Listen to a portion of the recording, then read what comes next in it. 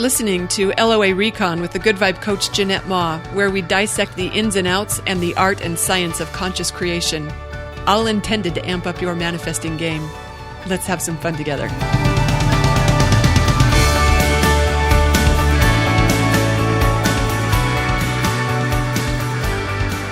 Hey, thanks for tuning in for another episode. Today's is brought to us by Dawn Lucy, who left a review on iTunes that reads, LOA Recon is my absolute favorite podcast.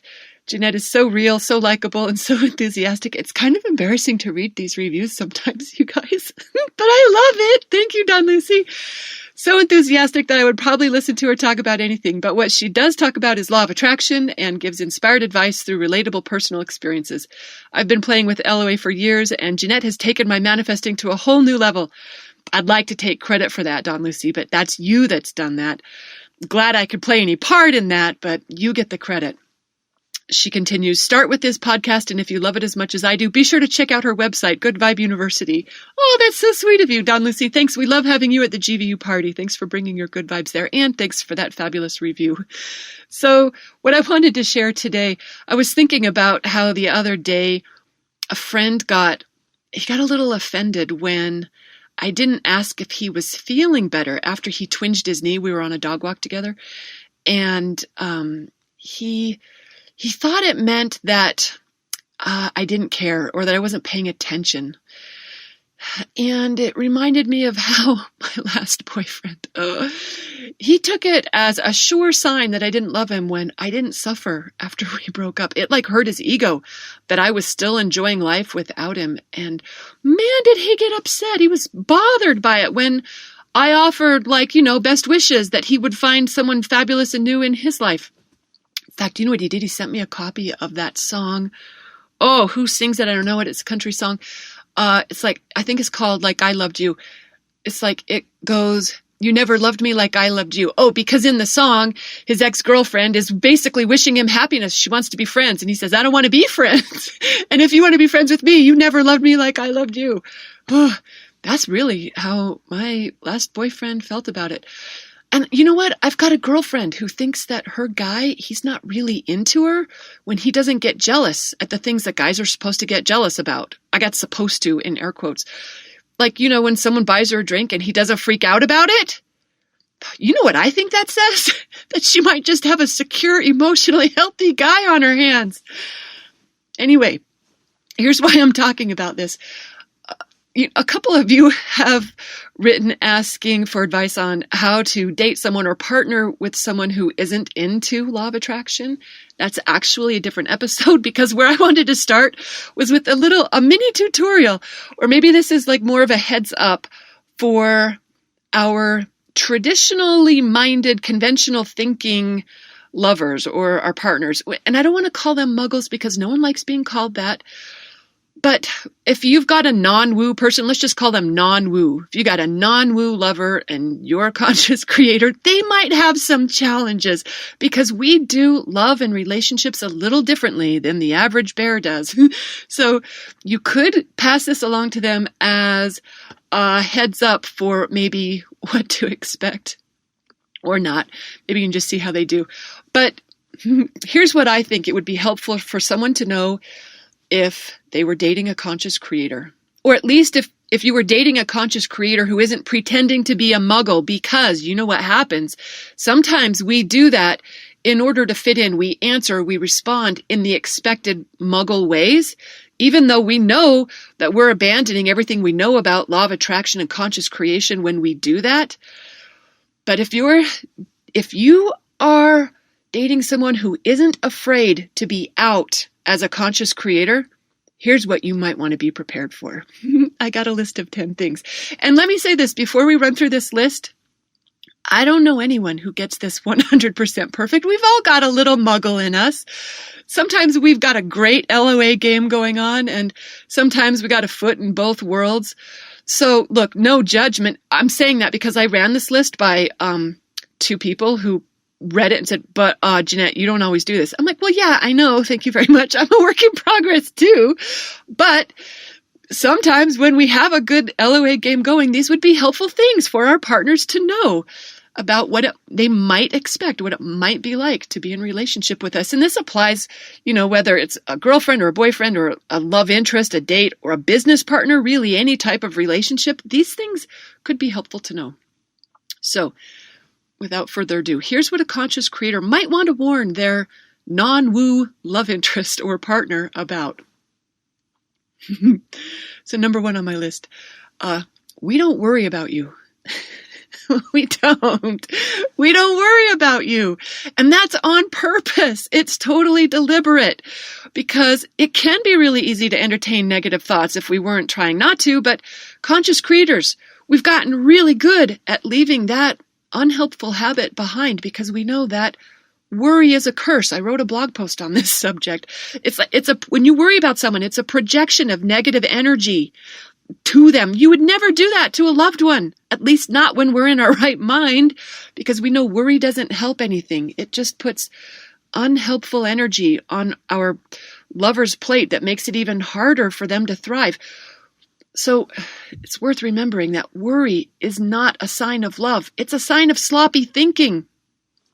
When I said this to my Muggle friend, he said, well, but if I went missing or like you didn't hear from me for a while, you'd worry about me, right? And I said, you're mistaking a lack of concern for a lack of love. Holding good thoughts in mind for you instead of negative ones, that's a good thing. It might be a rare thing, but it is a good thing. I'm thinking about how sometimes when one of my family members says something to me, like when I'll mention, I'm going camping, and they'll say, be careful about this, or, watch out for that. I'm like, please don't send me that energy. Not that I'm going to let that ride, but they think they're loving us, and that's not the best way to love someone. Don't send me that crap. I know a lot of people think that's how we love each other, but it isn't actually that high quality of energy. We'd do well to leave that behind. Don't send that to anyone, and don't think you should be receiving it in order to be properly loved. And I'm not expecting anyone else really to change their ways for me, but my love interest should know that I'm going to do my very best not to worry about him. You know what else conscious creators don't do to their partners? We also don't feel sorry for you. This is all one item. I was committed to having a 10-item list, but this one's related. We don't worry about you and we don't feel sorry for you. We don't see you as a powerless victim from our perspective, because in our eyes, you're never stuck. It's never too late. You're not limited in any physical reality way, because we know the power of your thoughts to create something different. We know your possibility. We know your capability. And I'm going to just tell you, that is a nice energy to partner with. Someone who knows that about you, that is really cool. So we don't worry about you. And I think related to that is we don't feel sorry for you. We don't see you as a victim. We see you as capable and thriving, and that's what we're really good at nurturing, that vision. We do that on purpose. Okay, so here's another thing we don't do. This is number 2 on my list. We don't feel responsible for your feelings. We know that your happiness is your job. So your disappointment or angst or anger, anything you've got going on that you don't really like emotionally, we know that's not ours to fix for you. We aren't owning that. That means we don't blame ourselves when you're not delighted with things, whether it's life or our relationship or whatever. That's yours, not ours. You know what that also means? We're not easily manipulated. You can't guilt us into doing what you want. I asked another friend about this. He was actually telling me a story about, he said he told me a time when he felt lonely. And my response to him was, he says, I don't recall this. He says my response to him when he expressed feeling loneliness was, well, you better get that handled. I said, I did not say that. He said, well, I'm paraphrasing, but it was right along those lines. He said that my happiness was my job and not yours. And I'm like, well, that sounds about right. That sounds like something I would say. That it's not my job to make sure you don't feel lonely. And that didn't land really well with him. Like, he wanted me to care about how he felt. And I do care. But I also know that I don't have control over how he feels. I'm not in charge of it. I couldn't change how he felt if I tried. That's his work all day long. I could say all the best things to him and he could still be mad or sad or lonely, whatever he is. And I know this from experience. I didn't just read it in a book and believe it. Most of us have had the experience of wanting to try to make someone else feel better and not succeeding at it. And you know what kind of falls in this same category of not being responsible for how our lovers or partners feel? We don't feel compelled to make up excuses for not doing what they want us to do. I don't want to is reason enough. I don't feel like it. It's not my highest joy. That's what I say. Not my highest joy. Because we don't feel obligated about anything besides doing what feels best. And I'll tell you what, it really simplifies things. Like when someone wanted me to go to an out-of-state wedding with them, and I was like, no thanks. Not my idea of a good time. I didn't have to say, oh, I've got so much work to do, or who would watch my house, or I don't have anything to wear. I didn't have to make up any excuses. It's just a simple, yeah, no, doesn't sound very fun to me.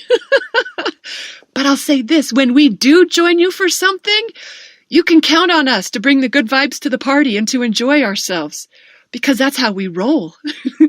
In fact, that kind of segues into the number 3 on this list, which is, we don't expect you to make us happy. You're off the hook for how we feel too.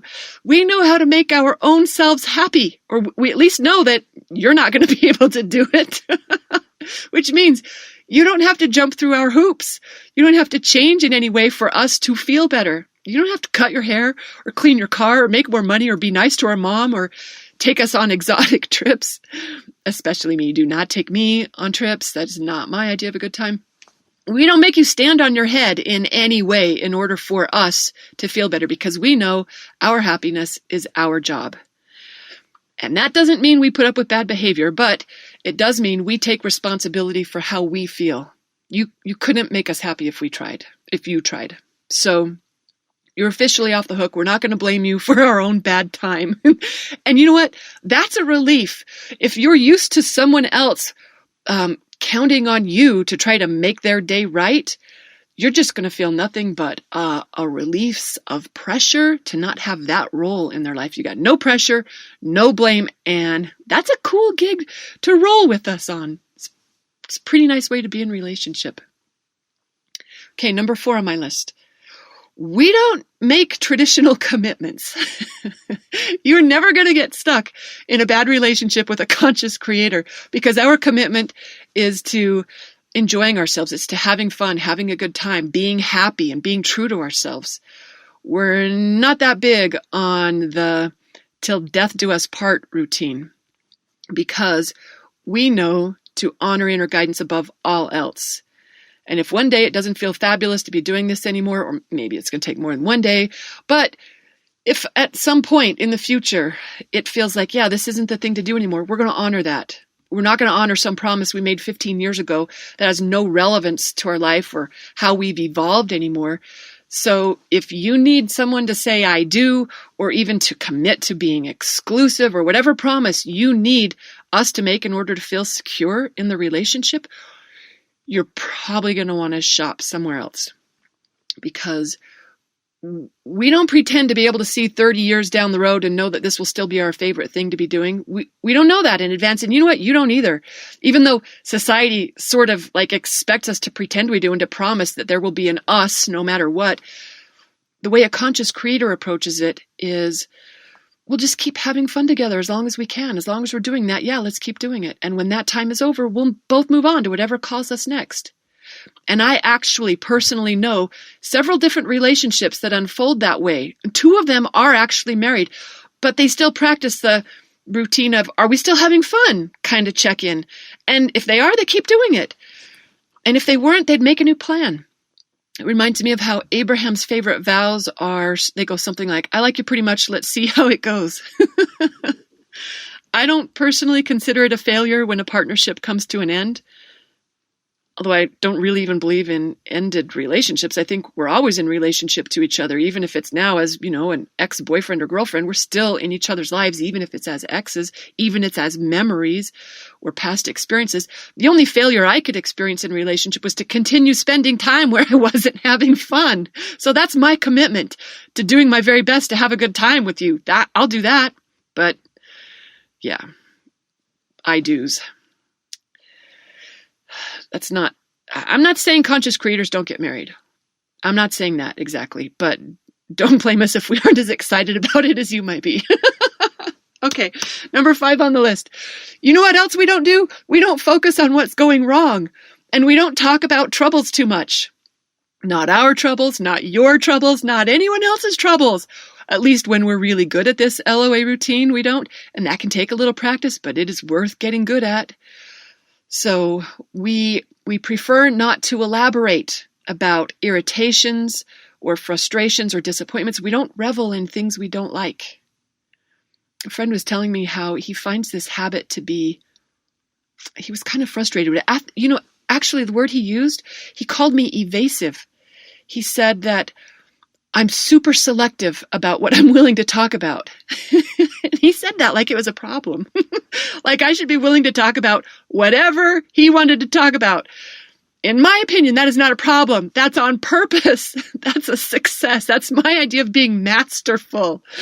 I mean, that's a win when I'm being selective about what we talk about. He likes to talk about challenges that he's having in life, in his relationships. And I'm like, buddy, a smart guy would talk about the things that you love, the things that are going right, the things you adore, the things you want more of. And yes, there is probably an appropriate place and time. I have to say probably qualifier. I don't know for sure that there's an appropriate place and time to review the negative stuff. Maybe there is a good reason for that on occasion, but don't make it a habit, or don't expect us to anyway. We prefer, conscious creators to prefer, engaging the habit of focusing on what we love and on what we appreciate and on what's going right, on what we want more of, because that's what we're getting. Whatever we talk about and focus on, more of that is coming. In fact, my friend gave me the example about how he texted me a question that I ignored. He said, you never responded to it, never even acknowledged that you got it.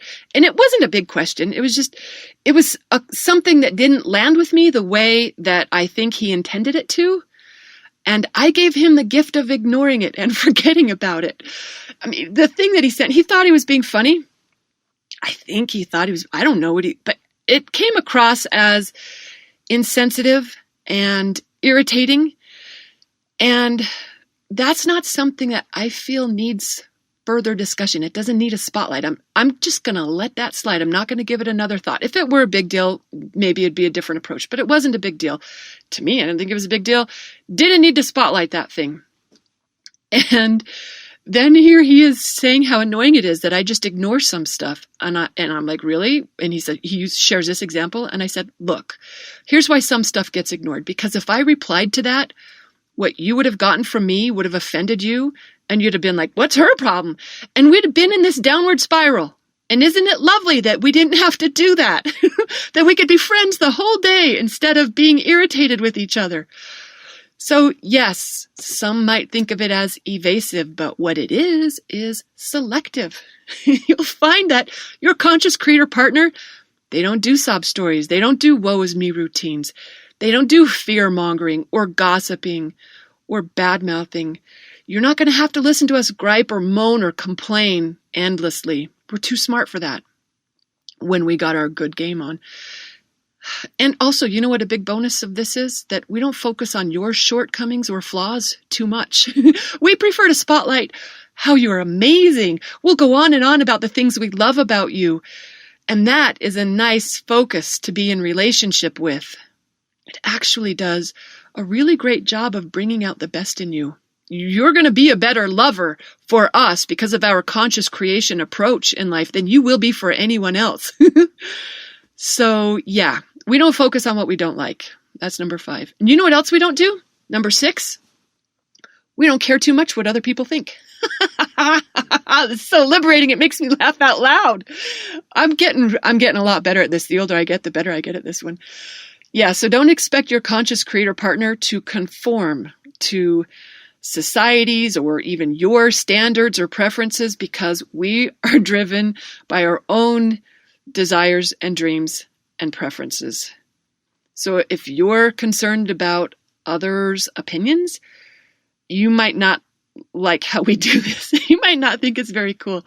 I'm thinking about how sometimes, this happens with more than dates.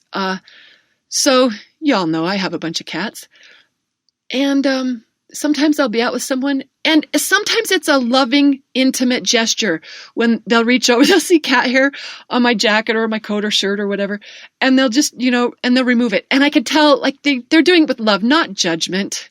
But I've been out, my dad has done it. My dad has pulled stuff almost like with a little bit of, disgust might be a strong word, but he is a double Virgo.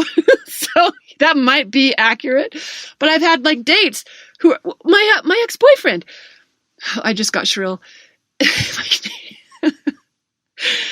Yeah, he would sometimes he would have judgment of my cat hair. And guess what? If we're seeing each other, look, my friend, there's going to be cat hair. There's going to be lots and lots of cat hair. It's going to be on me. It's going to be maybe on our food. It's sometimes going to be in our noses. That's how it's going to be. I have a tape roller in my car, but that's about as much effort as I can joyfully take to manage that. It's not something that's going to stop me. I can't get okay, I'll stop talking about it. So what I'm saying is, not all conscious creators are crazy cat ladies like me, but you should know that your conscious creator girlfriend or boyfriend is not driven by what others think of them. They pay more attention to their own inner guidance, their own preferences and dreams and desires. That they pay more attention to that than whatever anyone else thinks they should care about. And it's a beautiful thing to not care too much what others think. Seriously, if you haven't rolled with someone who has that going on, you should give it a try. It is so liberating and kind of contagious once you get over, the alarm of it. To be with someone who isn't consciously, constantly assessing what others are thinking and trying to turn themselves inside out to try to win a favorable opinion from someone else. It is such a beautiful thing to be with someone who's authentic and joyful and loving. You're going to really like it. Unless you've got an issue with cat hair. But even then, you're still probably going to really enjoy the freedom of rolling with someone who doesn't give a rip about what everyone else thinks they should be concerned about. It might have been a silly example. Number 7 on my list. We don't dismiss or judge or doubt your dreams and desires. And we don't shortchange your ability to achieve them. That actually can be a little bit annoying for some people. If you've got a conscious creator love interest who is like a vocal champion of your dreams, of whatever it is you want in life, they're going to support you in that because they know that it's possible. They know you can do it. So to date a conscious creator is kind of like dating your personal private champion. We always know you can do it. We're always going to root for you to go for it. I'm getting a little emotional as I think about that. I mean, how cool to have that in your partner. Not everyone gets that. We really, truly want you to have what you want, and we know it's possible, and we don't buy into believing in whatever limits or obstacles you might believe in. And guess what? We appreciate that in kind. We don't tolerate naysayers or practical thinkers or realistic approachers as well as everyone else does, as well as a non-woo love interest does. So your girl or guy might be able to overlook a certain amount of that. I'm talking to the non-woo person now. If you're dating a conscious creator, they might be willing to put up with a certain amount of that, but you should really follow their lead in learning how to expect dreams to come true. It's a much preferred way to engage life, although I might be prejudiced since I am a manifesting coach. All right, number 8 on the list. Guess what else we're not going to do? Try too hard. Trying hard is the muggle way. Because conscious creators know resistance. It just locks us into what we don't want. So we're going to relax. We're going to let go. We're going to let things work themselves out. We're going to chill out. We're going to focus on what we want. We're going to trust whatever you want to call it, higher power, the matrix, universe, God, whoever, whatever. We're going to trust it all to work out on our behalf. We will take action. But only enjoyable action. We're not going to suffer. We're not going to struggle. We aren't willing to do that. And that includes in relationship. Upstream journeys are not what we're into. We're floating downstream where all the good stuff is, and you should join us there. So don't expect us to be willing to suffer, and don't think that it's because of a lack of commitment. We have a commitment to success, to thriving, to love, to happiness, and we know we aren't going to get there by having a bad time. So I'm a little fired up about that, can you tell? So I just wanted to say, don't expect your conscious creator girlfriend or boyfriend to suffer with you, because that's a routine that they're very deliberate about opting out of. All right, number 9. Oh, I like this one too. Guess what else we're not going to do? We're not going to miss you. That might sound rude, and some of you take it that way. But we don't want you to suffer without us either. So I pretty much think that we're well served when we recognize that happiness doesn't come from the other person in our life. It comes from our willingness to choose it, and we can choose that no matter the circumstances. Our well-being is not dependent on your presence in our lives, and vice versa. So, you know what though? I am a big talker on that one, because I kind of pretty much think that everyone who's been with me should be sad for a minute if they're not with me anymore, but just for a minute, and then it's fine with me for you to live happily ever after.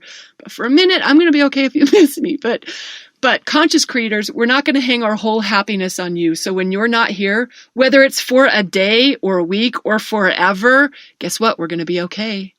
Actually, we're going to be more than okay, because we have learned, we have practiced, we have gotten really deliberate about this, that our good time is not dependent on you or anyone else.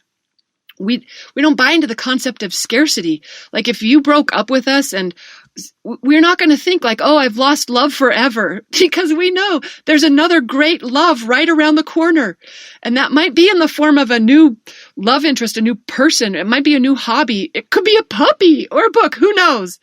We just know for sure that our enjoyment of life doesn't end when you make your exit, whether that's a temporary or a permanent one. And that kind of goes back to number 4, where we don't expect you to make us happy. We know how to do that our own selves. We know how to have a good time regardless. It's what we do. Abraham calls that unconditional living. It's a really cool thing to experience. I'm getting better at that. I got tons of progress to make, but man, I'm getting a good handle on that. My ex-boyfriend, he got mad when it was clear to him that I was fine either way, if we broke up or not. He thought that was a sign that I didn't love him, that I didn't care about our relationship. And I did both of those things. I did love him, and I did care about our relationship. But I don't show that by suffering at the thought or the experience of not being in his presence or in a relationship with him. That tripped him up. I could never explain it to him. I don't know. I shouldn't say ever. Maybe he gets it now. I don't know. Okay, anyway, here's another thing that sometimes trips up our non-woo lovers. And that's number 10. We don't get jealous. When you're having fun somewhere or with someone else, we're happy for you. We don't fret that someone or something else is going to take you away from us, because we live from an abundance mindset that there is plenty of well-being and joy and happiness for all of us. In fact, we're really easy lovers, meaning it's likely we're going to love a lot of people, or a lot of things anyway. That's our MO. It's how we roll. So if you need to be the center of our world, like the exclusive focus of our positive attention, that's probably not going to fly too well with your conscious creator partner. But if you want to know what it's like to partner with someone who knows happiness, not because of your presence in our lives, but because we're directly plugged into happiness ourselves. We don't need a conduit. We've got a direct connection to love and joy and well-being. If you want to know what it's like to live free and authentically in a relationship, like to truly be yourself and to be loved for that, not for your potential, not for what you can do for us, not because we have a hole in our life that we need you to fill, but simply to be loved for who you are. Oh, and if you want to experience a partnership with someone who completely supports and believes and encourages you, who regularly sees all the best in you and for you, oh, that's a beautiful thing. If you want someone who sees beyond your challenging past, your old wounds and stories, someone who celebrates and loves you for who you are, no strings, no conditions, no fine print. If you'd like that, you should date a conscious creator. Sometimes our way of loving might come across as detached or insensitive or uncaring to someone who is not familiar with this way of loving. I think if anything else is that not actually love. This is what love actually is. Because if anytime love is conditional, it's not love. But it isn't that we're detached or insensitive or uncaring. That couldn't be further from the truth. We're exceptionally sensitive. We're sensitive to what feels better. And we know that paying attention to that and following what feels better, that's what matters most. And we're really good at it. We're also very caring. We care a great deal about you, and we also care about thinking good thoughts and choosing what feels better.